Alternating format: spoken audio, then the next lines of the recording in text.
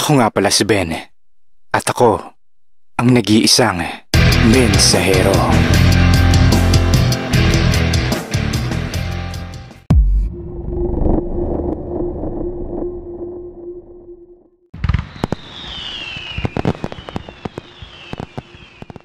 Pare, Happy New Year sa'yo, pare. Bitaw ni Ador bago nagsimulang magsindi ng mga kwitis doon. Malakas ang nilikhang tunog nito.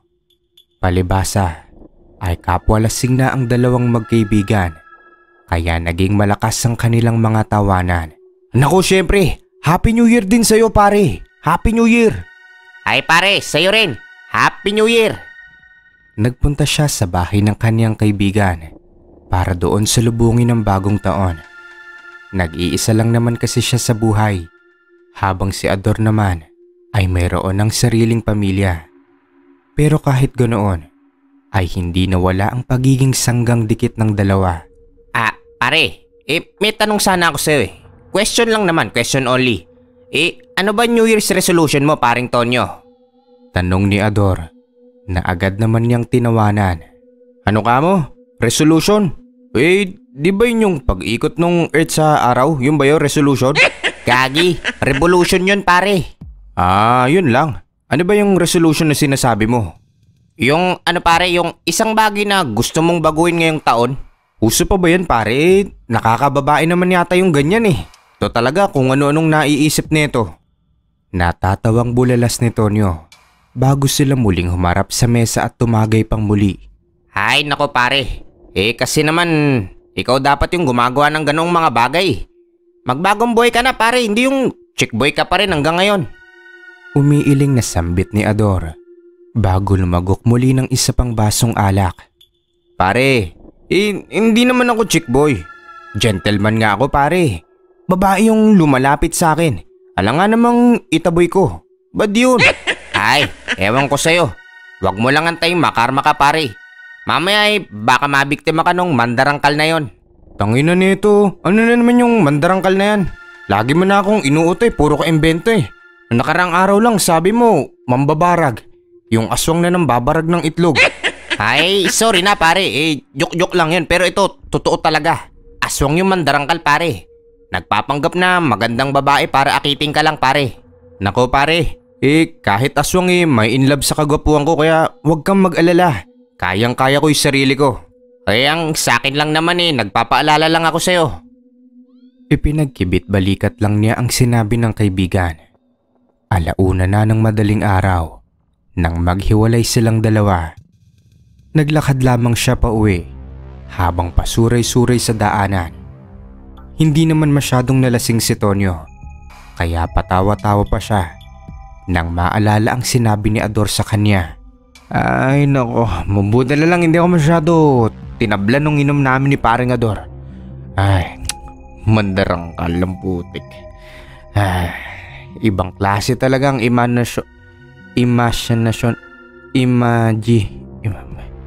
klase talaga yung imahinasyon ni paring Ador na pati ako nautal sa lasing Mandarangkal Pailing-iling pa siya habang tumatawang mag-isa sa daanan.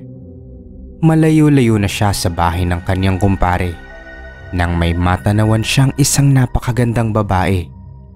Ikinurap-kurap niya ang kanyang mga mata para matiyak kung babae nga ba ang kanyang nakikita at hindi isang multo. Paano naman kasi nakaputing damit ito at napakahaba pa nun? Ay nako, pati ako nahawa sa imagination ni paring Ador. Ano to nakikita ko? Ang gandang babae. Puting-puting damit tapos napakahaba pa. Nahihilo at nauutal na sambit ni Tonyo. Nagmistulang white lady ang dalaga sa kadiliman ng gabi. Habang papalapit siya sa kinatatayuan ng dalaga, ay naging mas malinaw niyang nakita ang kagandahan ng itsura nito. Magandang babae ngayon at meron itong mapang-akit na ngiti. Hindi ko alam kung multo ba to, babae pero... Teka, ang babae naman pwede maging multo, tapos ang multo pwede maging babae, diba? Pwede na to. Mas lalo pa siyang naakit sa dalaga nang matanawan niyang nakatingin rin ito sa kanya. Mahabang itim nitong buhok at talaga nga namang nakakaakit ang kurba nito. Paano naman ako makakapagbagong buhay nito? Kay gandang babae nang nahuhumaling sa akin. Kanina pa sa lubong ng bagong taon pero magkakaroon ulit ng putukan. Sambit niya sa kanyang sarili. Nang makalapit sa babae, ay agad niyang hinanda ang mapangakit niyang ngiti. Hi miss. May kasama ka ba o may inaantay ka ba? O inaantay mo ba ako? Sambit niya bago kumindat dito. Buha ka ng inang yan. Foreigner pa ata ito. Spokening dollar. Ngumiti ito sa kanya. Pero ganun pa rin. Hindi pa rin ito nagsalita. Ano bang English nung inaantay? Miss, are you waiting for someone? Family? Everybody? You know, it's dark here. It's bad for your health. Hindi pa rin tumugon ang dalaga. Hinawakan ng babae ang kanyang kamay at marahang hinila papunta sa kasukalan. Ay, shit! Miss, masyado ka namang mabilis pero sige, gusto ko rin yan. Sige. Nagpatangay na lamang siya sa dalaga at sobrang nasasabik pa siya sa maaring mangyari mamaya. Sanay naman na siya sa mga babaeng nagpapakita ng motibo sa kanya dahil talagang malakas ang karisma niya sa mga ito. Pero kakaibang babaeng ito, napakabilis at hindi pati nagsasalita. Miss, saan ba tayo pupunta? Tanong niya rito habang nahihimasmasan na rin sa kalasingan. Lumingon ang babae sa kanya at ngumiti rin ito pero hindi pa rin ito sumasagot sa pagkakataong yon. Anong pangalan mo nga ulit, ma'am? Ay, miss, what's the name? What's her name, ma'am?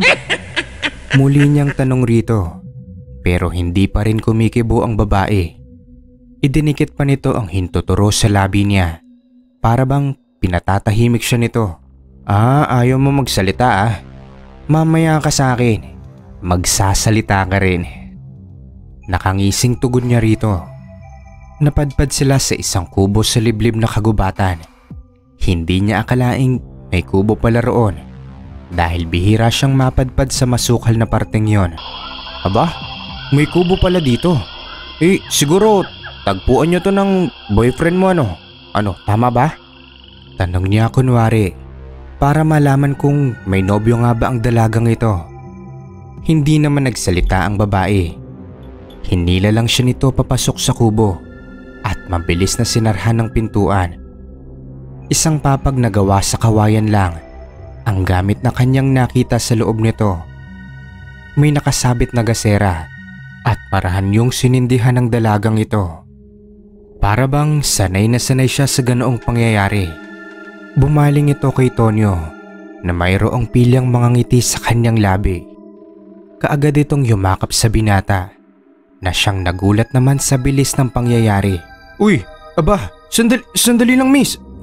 Sandali lang. Conservative ako. Huwag namang masyadong ganyan.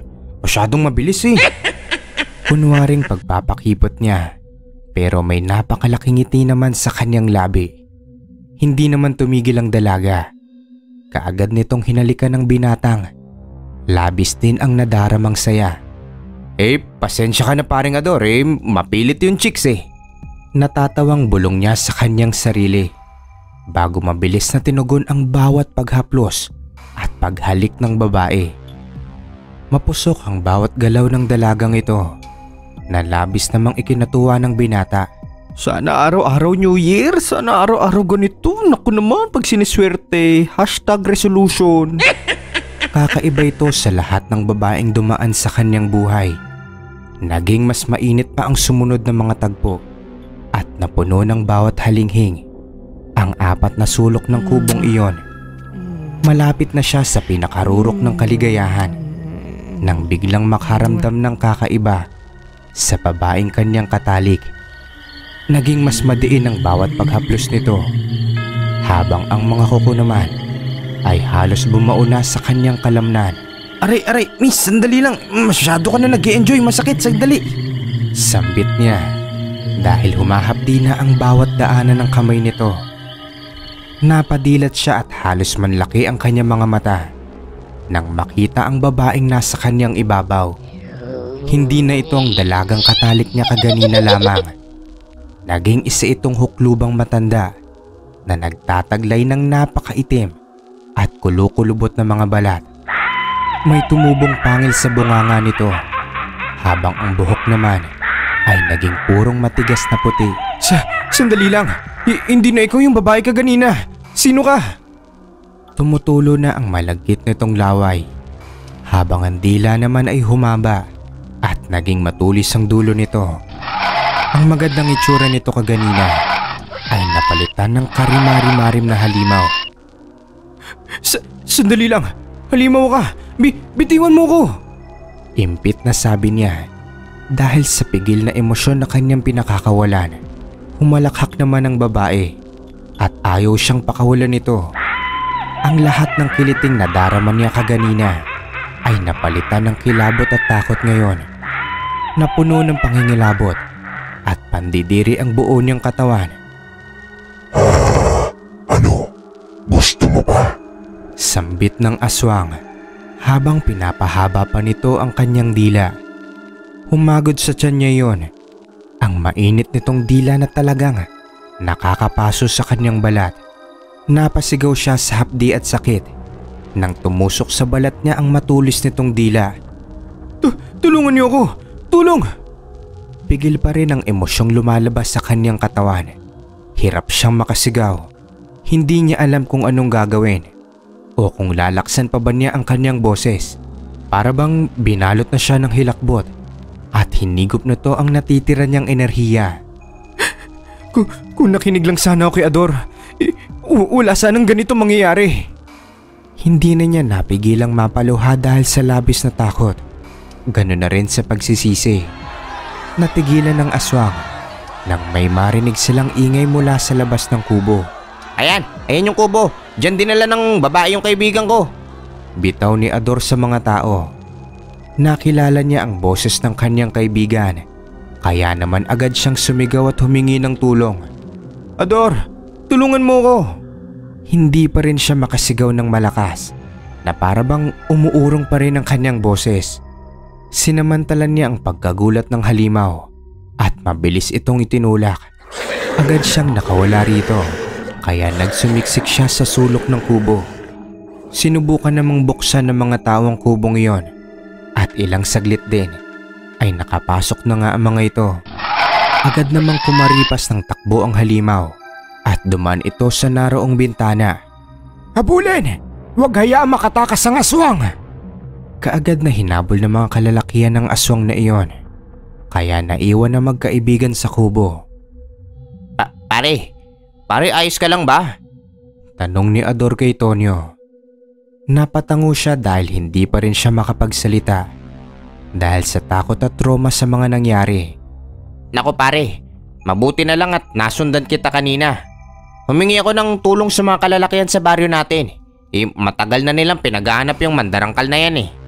Sambit pa nito. Naririnig na rin niyang tungkol sa halimaw na yon, pero hindi siya naniniwala sa mga bali-balita.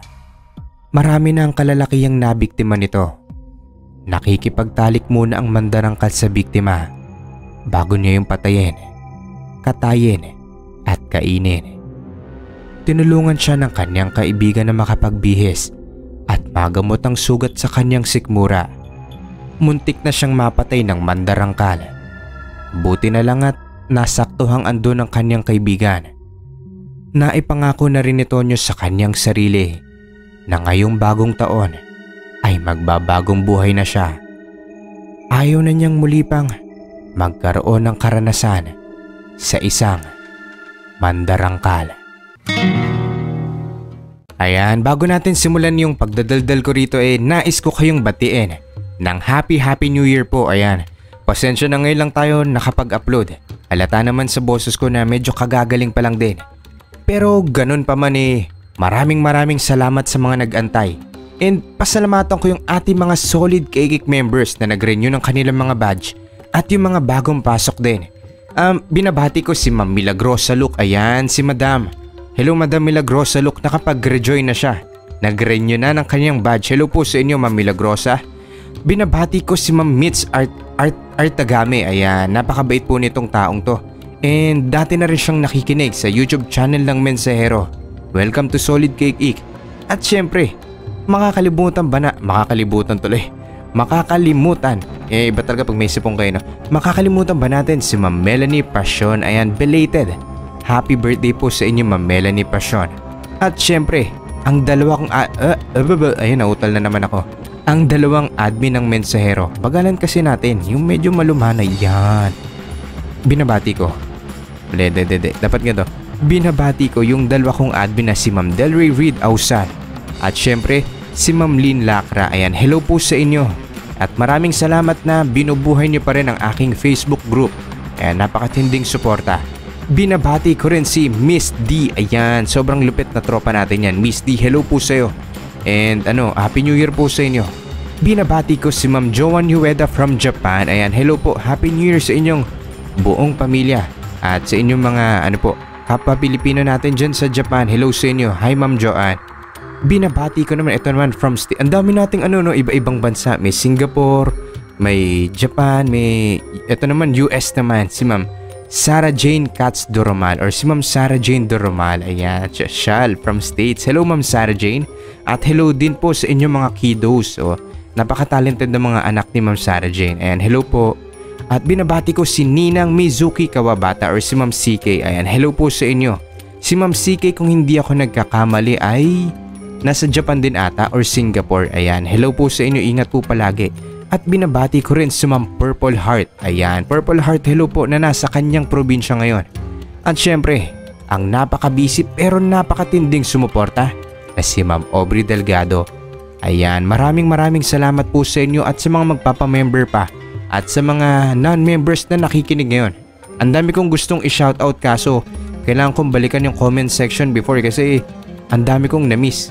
Kasi nga yun nga, ilang araw din tayong missing in action eh. So ayun po, munting paalala nga lang pala. So whether nasa Pinas ka or nasa ibang bansa doble ingat po tayo ngayon. At ang daming kumakalat na sakit. At ultimo yung trangkaso napakabilis mahawa at makahawa. So ingatan ang kalusugan at kalusugan ng ating pamilya. Muli ako si Ben, hindi po ako doktor pero ako ang nag-iisang Mensahero.